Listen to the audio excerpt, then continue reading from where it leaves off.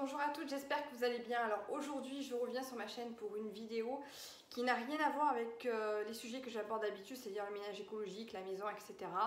J'avais envie de vous parler d'un sujet qui me touche et que je pense aidera nombreuses d'entre vous, parce que je me suis rendu compte finalement sur YouTube qu'il n'y a pas que moi qui est dans ce cas et qu'on n'en parle pas beaucoup et qu'effectivement il y a beaucoup de jeunes filles et de femmes qui souffrent comme moi de ce problème. Il s'agit tout simplement de l'alopécie androgénétique. Voilà, je souffre d'alopécie androgénétique depuis maintenant bien 5-6 ans, voire même un petit peu plus. J'ai remarqué en fait tout simplement que mes cheveux avaient commencé en fait un petit peu à se clairsemer. Et au niveau donc du cuir chevelu, on voit en fait un petit peu la racine. Alors là c'est pas énorme ce que je vous montre parce que je viens de mettre du shampoing sec et que j'ai essayé de camoufler un petit peu, mais je vous mettrai des photos juste là et vous allez voir en fait vraiment mon niveau d'alopécie qui s'est aussi empiré depuis le temps où je l'ai décelé. Alors je vais vous expliquer un petit peu ce que j'ai fait, ce que j'ai pas fait, ce qui a marché, ce qui n'a pas marché, et parce que je voulais vraiment vous aider et je voulais aussi avoir vos témoignages si jamais vous êtes touchés de cela. Psychologiquement c'est une souffrance qu'on ne peut pas expliquer, une souffrance que je pense personne ne peut comprendre si on ne le vit pas. Donc toucher aux cheveux de la femme en fait c'est vraiment toucher en fait à son côté séducteur, à son côté glamour, en fait critère de beauté de la femme. C'est vraiment quelque chose qui est contrariant pour une femme. Un homme, c'est déjà au niveau de son alopécie. Un homme, quand il va avoir une alopécie, ça va être derrière. Une femme, ça va vraiment être tout là, au niveau de l'arrêt, et un petit peu plus au niveau des tempes. Donc c'est vraiment quelque chose qui se voit énormément, puisque du coup c'est devant, on ne voit que ça. C'est pas comme un homme où c'est derrière et à la limite, il peut camoufler avec les cheveux de devant. En plus de ça, un homme, ça porte généralement les cheveux courts, donc du coup c'est beaucoup plus facile, même s'il se rase les cheveux très courts, en fait, de vivre avec. Aujourd'hui, je dirais même c'est à la mode. Après, il y en a aussi qui souffrent énormément de cela également, mais je trouve que c'est un problème aussi qui est différent. Et je voulais vraiment vous en parler. Moi, en ce qui me concerne, je pleure tous les jours. Je n'arrive plus à passer devant une glace sans me regarder que ça, sans me regarder de près, à essayer de voir si j'ai pas des cheveux qui poussent. J'en arrive à un point où j'ai peur de me laver les cheveux, j'ai peur de me baigner à la mer, j'ai peur de me baigner à la piscine, j'ai peur du coup de me brosser. J'ai peur en fait de tout, de rester allongée trop longtemps parce qu'après il va falloir que je me donne un coup de brosse. Enfin, ça en devient vraiment un problème, je pense qu'il me tape sur le système, mais je ne suis pas la seule apparemment, puisque d'après les témoignages que j'ai vus, toutes les personnes qui sont atteintes de ce problème ont les mêmes problèmes psychologiques, on va dire. Et c'est vraiment pas évident parce que on a peur en fait de se toucher les cheveux et d'en perdre encore plus, et du coup on ne sait plus quoi faire. Quand vous voyez sur votre brosse que vous avez plus qu'une centaine de cheveux qui tombent et que vous voyez que vous avez des tonnes et des tonnes de cheveux et que vous vous clairsemez de plus en plus, que vous n'arrivez plus à le camoufler, que vous ne pouvez pas vous faire de jolies coiffures comme le font vos copines, et encore moins les plaques ou encore moins les boucles parce que vos cheveux sont trop fins et que le peu que vous avez envie de l'entretenir et éviter qu'il tombe, eh ben, c'est vrai qu'on ne fait plus rien, et du coup on perd aussi ce côté où on aimerait avoir une belle chevelure bien dense, bien volumineuse, où on peut se faire de jolies coiffures, où on peut se les travailler, etc. Et c'est vraiment quelque chose de très compliqué. Alors je vais vous expliquer ce que j'ai fait. Donc j'avais mis une vidéo à l'époque puis je l'ai enlevée parce que c'était plus du tout le sujet de ma chaîne. Donc moi je me suis aperçue que je commençais à avoir un petit peu les cheveux qui se clairsemaient, etc. Donc ce que j'ai fait, je suis allée voir un dermatologue et je lui ai dit voilà, j'ai l'impression que je perds mes cheveux et tout parce que je me sens qu'on voit mon crâne. Et il m'a dit oui, bon mais écoutez, vous devez avoir une alopécie androgénétique, on va quand même faire des analyses et des bilans sanguins, bon il n'y a rien de particulier, vous n'avez pas de carence, nanana. Donc c'est génétique. Donc ils m'ont donné bien sûr la fameuse potion Alopexil qui est composée de minoxidil. Le minoxidil est une molécule en fait qui évite en fait que vos cheveux tombent, mais c'est quelque chose qu'il faut mettre en fait tous les jours sur vos cheveux, sur votre cuir chevelu, qu'il faut appliquer, masser et qu'il faut mettre en fait à vie pour essayer que vos cheveux ne tombent. Il faut savoir que c'est une notion qui peut avoir certains effets secondaires, notamment moi elle me donnait un petit peu mal à la tête, et en plus de ça c'est une notion qui est quand même assez poisseuse, et de le mettre tous les jours, déjà de 1 c'est assez contraignant, Et de deux, vous avez tout le temps les cheveux gras. Alors quand déjà on n'a pas beaucoup de cheveux, qu'on a les cheveux fins, dès qu'on a les cheveux gras, ça se voit beaucoup plus facilement et beaucoup plus rapidement qu'une personne qui a des gros cheveux et beaucoup de cheveux, parce que du coup le sébum ne se voit pas de suite. Donc des personnes qui ont beaucoup de volume vont avoir des cheveux beaucoup moins gras que des personnes qui ont des cheveux plus fins. Pourquoi? Parce que de suite la séborrhée va se voir. Donc j'ai fait ceci, voilà, j'ai testé, j'ai pas vu d'amélioration, etc. Bon voilà, je suis allée voir un deuxième dermatologue pour avoir un deuxième avis. Et ce dermatologue donc m'a fait des analyses également. Il m'a dit écoutez, bon, vous n'avez pas d'enfant encore, donc on va pas tenter les hormones, hein. Il me dit parce qu'éventuellement il y aurait des hormones. Mais en attendant, vous ferez ça, et puis le jour où vous voulez prendre des hormones, vous prendrez des hormones. Autant vous dire que les hormones, c'est no way. Il est hors de question que je prenne des hormones, c'est déjà très mauvais pour la santé, ça peut générer des cancers, etc. Donc même si j'ai envie d'avoir des cheveux, je pense que je n'aurai pas recours à ce problème-là. Parce qu'il faut savoir, je ne vous ai pas expliqué, que l'alopécie androgénétique, qu'est-ce que c'est? Alors vous avez différents types d'alopécie. Vous avez des alopécies qui sont par traction, c'est-à-dire que toutes celles qui se font beaucoup de tresses tirées, etc., comme les tresses africaines, les petites tresses, vous savez, qu'on fait l'été, tout ça. Les personnes qui en font beaucoup, à force de tirer ses cheveux, en fait, ses cheveux se fatiguent et tombent. Donc ça, c'est des alopécies qui peuvent passer. Il y en a beaucoup chez les personnes black. Et vous avez aussi donc, des alopécies qui sont carentielles, c'est-à-dire qui sont dues à des manques de vitamines, de minéraux, etc. Donc si vous manquez de zinc, de cuivre, de vitamine B, de vitamine, enfin peu importe, donc ça passe. Voilà, c'est juste passager, c'est que vous avez tout simplement une carence, même en fer, etc. Donc ça peut passer. Et vous avez l'alopécie androgénétique qui est justement, comme on dit, est du gène en fait côté féminin. Donc c'est-à-dire qu'en fait dans votre famille, vous avez peut-être des femmes qui ont perdu des cheveux. Et enfin, vous avez peut-être ce gène en fait dans la famille qui fait que tout simplement on a un follicule pileux à l'intérieur du cuir chevelu. Ce follicule pileux donc a votre bulbe de cheveux donc qui grandit. Il est bien sûr alimenté par les terminaisons nerveuses qui amènent le flux sanguin, etc. Et vous avez autour des capteurs qui sont sensibles aux hormones. Et il faut savoir que donc du coup que ces capteurs vont être beaucoup plus sensibles à la DHT qui s'appelle la DIY testostérone. Donc ça veut dire que vos capteurs, quand vous êtes atteinte d'alopécie androgénétique, sont beaucoup plus sensibles à la DIY testostérone qui du coup va étouffer votre bulbe. Il va vraiment l'empêcher d'avoir de l'oxygène, il va vraiment le serrer, votre bulbe va se sentir en manque d'oxygène, il va s'affiner jusqu'à ce qu'il tombe, etc. Et donc du coup vous avez de plus en plus des cheveux fins, et des cheveux qui tombent, et un cheveu sur deux, voire un seul cheveu dans un follicule pileux. Voilà le problème génétique, c'est tout simplement que vous avez vos capteurs qui sont plus sensibles à la DHT que d'autres femmes ou d'autres hommes qui, elles, du coup, arrivent un petit peu à balancer cela. Alors, donc, moi j'en ai eu marre en fait tout simplement parce qu'avec le temps j'ai vu que ça ne s'améliorait pas. Donc à un moment donné j'ai cherché sur internet et j'ai trouvé Géomère. Donc le site de Géomère, je vous en avais parlé, ce sont des produits à base d'huile essentielle, à base de minéraux en fait de la mer, de la nature. Donc j'avais fait un test, il m'avait dit que j'avais une alopécie carentielle et que mon problème était surtout en fait dû sûrement à une carence, à un manque de minéraux, d'oxygénation du cuir chevelu. Donc par rapport au test que j'avais fait, j'avais acheté les produits en conséquence. C'est vrai que j'avais vu une légère amélioration, mais c'était pas non plus flagrant. Et cependant, voilà, je n'avais pas non plus de résultats très probants. Et moi, j'étais persuadée de toute façon que c'était une alopécie androgénétique, puisque c'est ce qu'on me disait. Et j'arrivais pas à me dire non, mais c'est pas possible, c'est pas carentiel.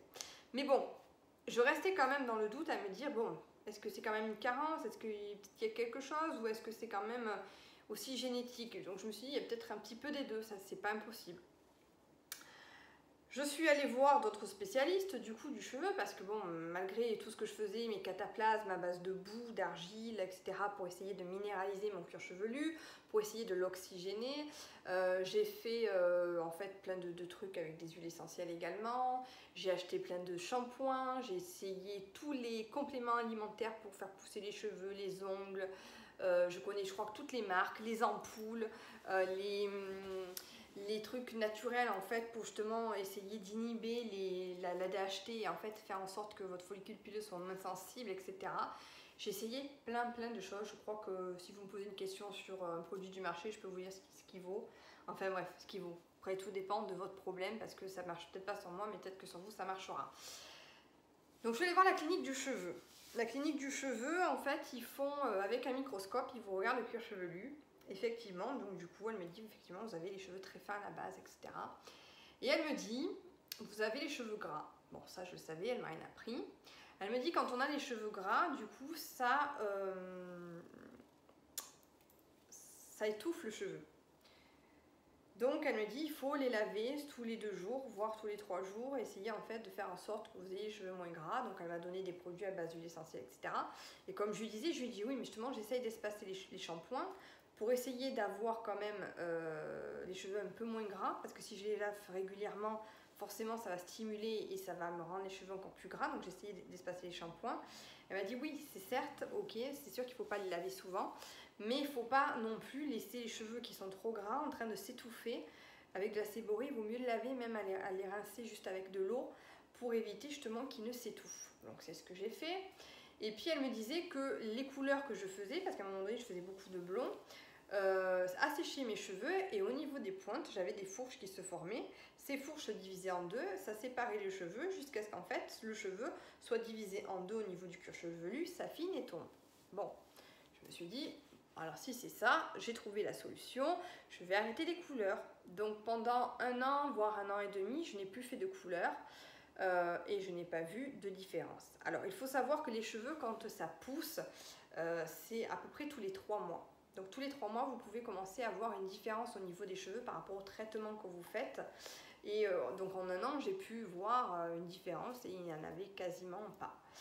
J'ai donc ensuite décidé de me refaire un petit peu des mèches, etc. Mais cette fois-ci, je suis allée voir un coiffeur bio qui me fait des mèches avec tout simplement de l'argile blanche. En fait, il me fait du blond avec de l'argile blanche. Il a des produits qui sont sans ammoniac et donc du coup qui abîment beaucoup moins les cheveux.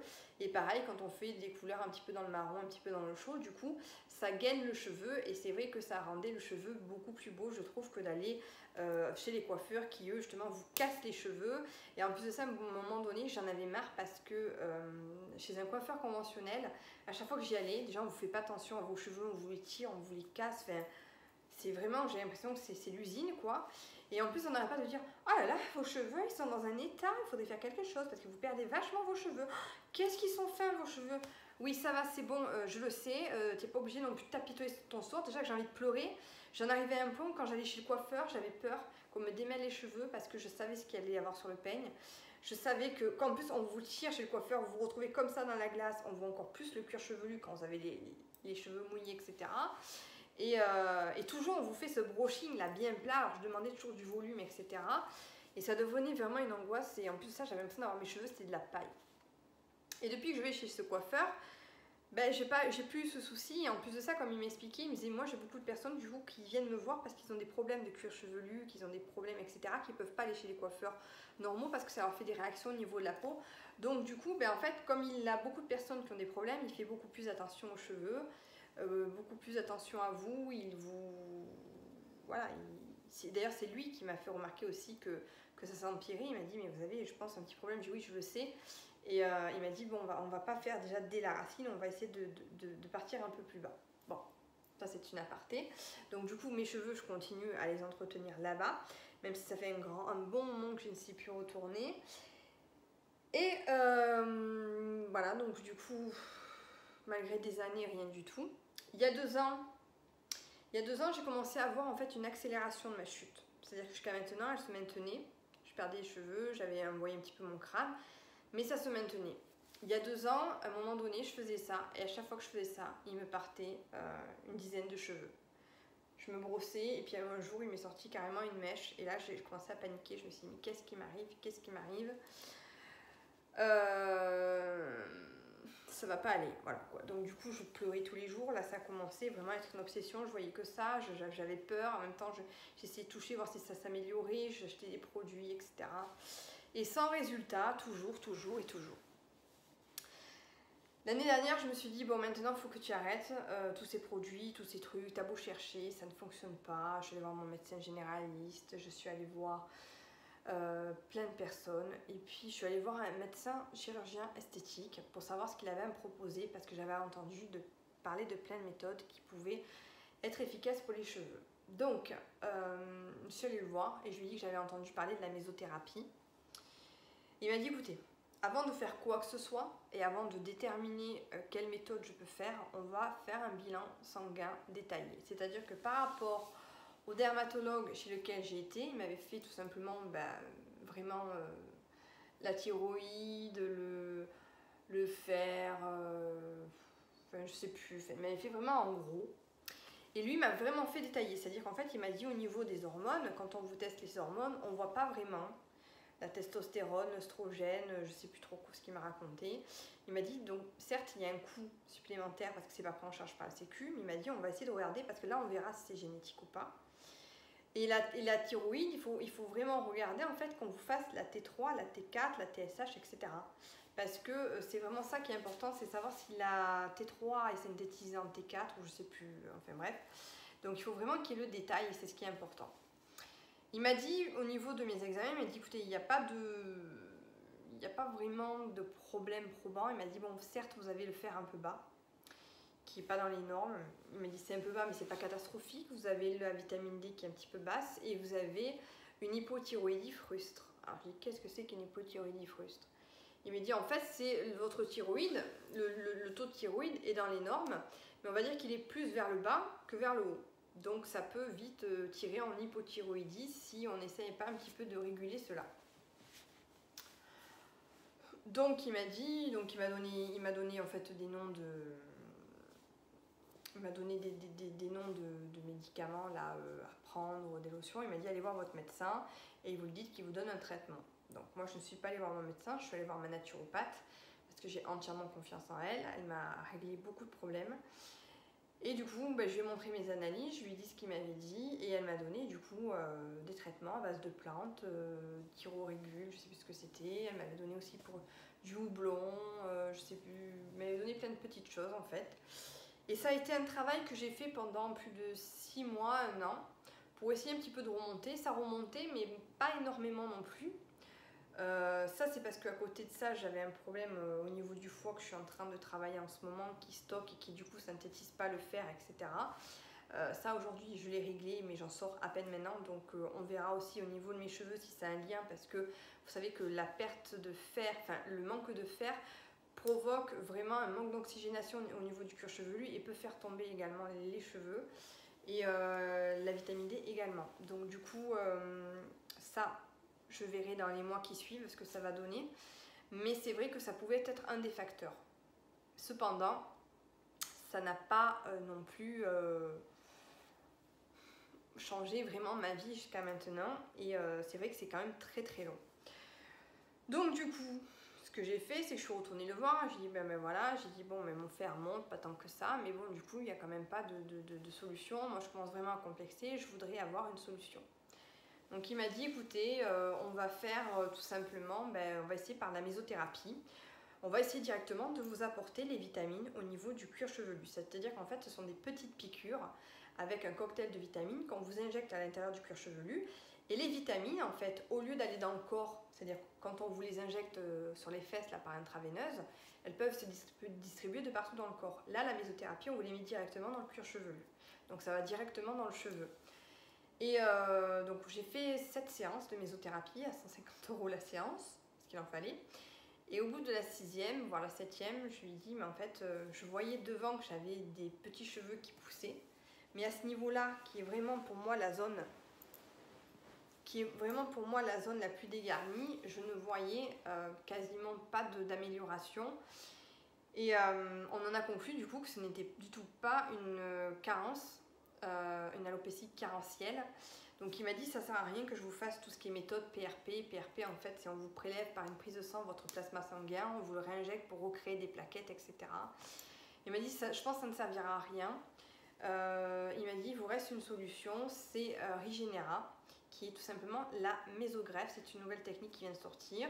Il m'a dit qu'il y a assez de bons résultats. Et qui peut du coup améliorer votre pousse de cheveux. Alors je lui ai dit mais qu'est-ce que c'est? Donc il m'a expliqué. Il m'a dit on vous prélève en fait 3 petits points à ce niveau derrière qui ne se voit pas, vraiment minuscule. On passe dans une machine, c'est-à-dire qu'on sépare tout ce qui est peau, etc. Et on récupère tout simplement les cellules souches Et en fait, les cellules souches, on va vous les réinjecter par des piqûres au niveau du cuir chevelu et elles sont censées réparer vos cellules endommagées, vos cellules malades. En fait, c'est de la médecine régénérative. Certes, ça a un coût, je crois que c'était 1500 €. Alors, j'ai réfléchi pendant longtemps, mais heureusement, ma grand-mère, toujours là pour moi, m'avait déjà payé mes piqûres de mésothérapie et m'avait dit qu'elle participait pour ma mésogreffe.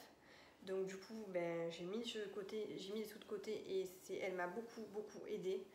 Je la remercie énormément parce que c'est vraiment quelque chose qui est important pour moi. Et donc du coup, j'ai pu le faire grâce à elle, donc je l'ai fait. Entre-temps, il y a eu le Covid, je l'ai malheureusement perdu. On va passer ce sujet parce que ça n'a rien à voir avec la vidéo, mais voilà. Et en plus de ça, donc du coup pendant le Covid, ben, j'ai pas pu aller voir en fait le bilan de ce que ça avait donné parce qu'il fallait attendre 6 mois. Et comme je l'ai perdu aussi à ce moment-là, d'un point de vue psychologique et stress, j'ai eu un gros stress en fait parce que j'ai beaucoup pris en moi. J'ai été, on va dire, assez forte pendant ces moments-là, mais le fait qu'on puisse pas la voir, qu'elle était à l'hôpital et qu'elle se sentait seule. En plus de ça, elle commençait un petit peu à avoir des pertes de mémoire parce qu'elle ne savait plus trop, donc c'était difficile de lui faire comprendre ce qui se passait. Je ne pouvais pas l'accompagner, elle ne se nourrissait plus, on avait peur, enfin voilà, elle m'appelait pour me dire viens me voir en pleurant, et enfin, ça a été vraiment très dur et je pense que tout ça, en fait, je l'ai aussi ingurgité en fait, de l'intérieur et du coup, ben, au niveau de mes cheveux, ça a encore joué quelque chose. Donc pour vous dire que du coup j'avais fait ça en septembre l'année dernière, donc je devais retourner le voir en avril. En avril j'ai pas pu, donc je suis retournée voir en mai. Et voilà, donc on vous fait un test comme ceci au tout début, on vous prend une photo devant, sur les côtés, derrière, on vous fait une analyse par trichoscopie pour voir en fait le nombre de cheveux que vous avez au centimètre carré, l'épaisseur, etc. Et 6 mois après on regarde le résultat. Et autant vous dire que ça n'a quasiment pas marché. J'ai eu à peu près 2 cheveux de plus, je crois, au centimètre carré. Et encore, on a vu que j'avais les cheveux en général qui s'affinaient globalement sur toute ma tête. Et là, je me suis dit, mais c'était ma dernière espoir. En fait, j'avais vraiment l'espoir que ça marche. Je me suis dit, mais c'est pas possible, ça ne marche pas. Et je le voyais d'ailleurs. Je voyais et je trouvais que j'ai eu mes cheveux qui sont beaucoup tombés pendant cette période. Et ça s'empirait. Je me disais, mais c'est pas normal que ça tombe comme ça. Alors le médecin me disait peut-être c'est un effet d'effluvium, c'est-à-dire qu'en fait votre cuir chevelu a eu une espèce de choc, vous avez des cheveux qui tombent mais après ça va reprendre. Et en fait je pense que je sais pas, soit le stress, soit ce que j'ai fait ça a fait un choc aussi, j'en sais rien, ou alors ça n'a tout simplement pas marché, du coup ben, ça continue son processus. Le médecin m'a dit écoutez je comprends vraiment pas pourquoi ça ne fonctionne pas. Il n'y a rien qui marche en fait sur vous et il me dit donc c'est vraiment génétique. Mais ça devrait marcher pour les causes génétiques. Donc je suis au bout du rouleau parce que je n'ai plus d'espoir. Je me dis qu'il n'y a plus rien qui marche, qu'il n'y a vraiment rien qui marche en fait. Et que quand on est atteint d'alopécie androgénétique, eh ben, on n'a pas d'autre solution que de subir en fait, ou de camoufler, ou d'avoir recours à la greffe. Voilà, la greffe c'est le dernier recours en fait qui me reste. Sachant que c'est quand même pas encore une étape anodine parce que greffer des cheveux, avoir des implants, ça suppose déjà raser en fait la tête, avoir une intervention de 6 heures et encore dans l'appréhension de se dire est-ce que ça va pas me faire tomber les cheveux qui sont déjà en place? Est-ce que moralement je vais supporter d'avoir les cheveux rasés? Est-ce que mes cheveux, finalement, le peu que j'ai, même si je les coupe, est-ce qu'ils vont repousser? Parce que je remarque aussi qu'ils ne poussent plus, qu'ils ne sont pas en bonne santé, malgré tous les soins et tout que je fais. Et c'est vraiment quelque chose de pesant, de lourd.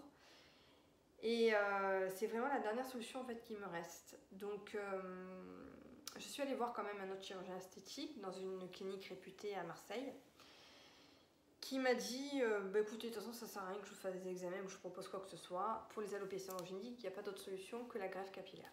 Et ça marche très bien parce que quand vous le mettez, vous ne perdez pas vos cheveux. Alors lui carrément, il me dit moi je vous rase tout là. Donc du coup comme je vous rase là, il faut couper les cheveux, il faut les raser.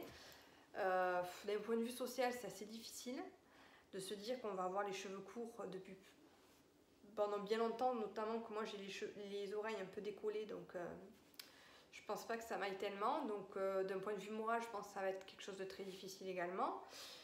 Et j'ai mon chirurgien à moi qui me propose d'essayer de passer entre mes cheveux pour éviter justement de raser. Il m'a dit c'est compliqué, ça prend plus de temps, mais je peux essayer de vous le faire. Donc c'est vrai que j'appréhende, mais je pense que c'est la dernière solution à laquelle je vais avoir recours, parce que c'est vraiment quelque chose pour moi qui est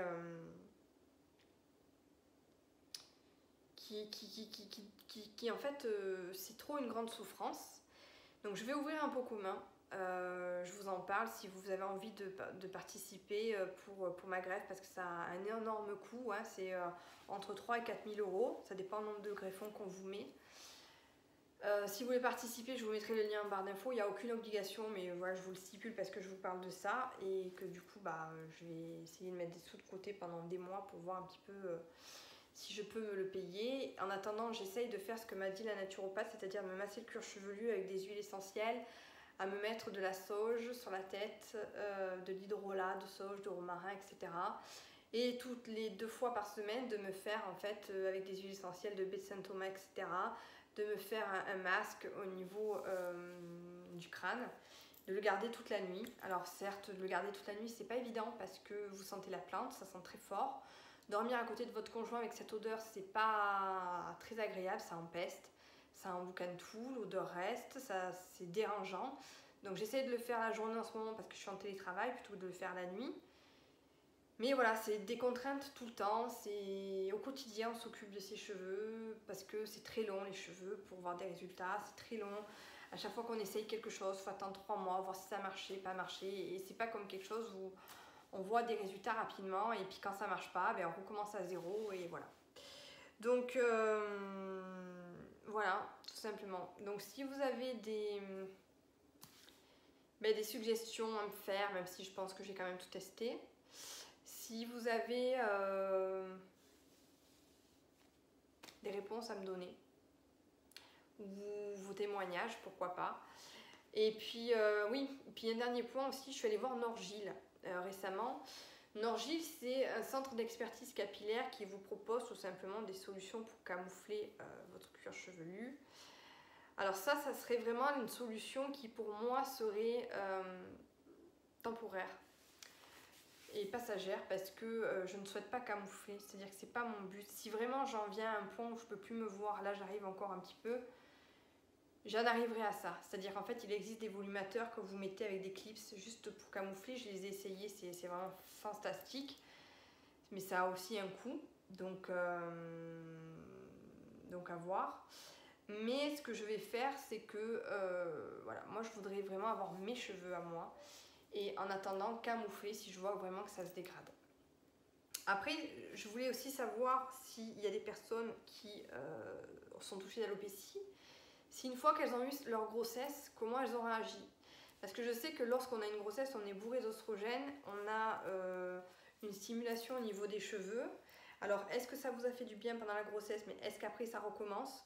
Est-ce que votre cycle de cheveux change et est-ce que ça peut changer des choses? Ou est-ce que justement le fait qu'il y ait une espèce de choc hormonal, ça vous a fait encore plus perdre des cheveux? Ça, c'est vraiment une question que je me pose parce que je compte avoir un enfant bien sûr dans le futur.